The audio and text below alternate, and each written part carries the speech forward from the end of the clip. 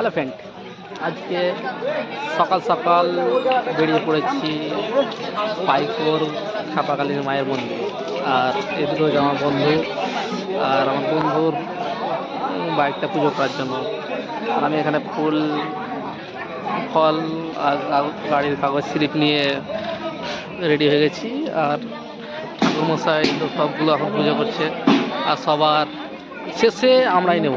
তাই আমরা অনেকক্ষণ ধরে দাঁড়িয়ে আছি, আর এটাই তোমাদেরকে দেখার জন্য ভিডিওটা করলাম।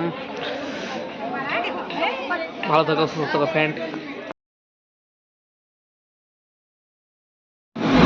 মায়ের মন্দিরে গিয়ে কতটা যে আনন্দ পেলাম তোমাদেরকে আর কি করে বোঝাবো।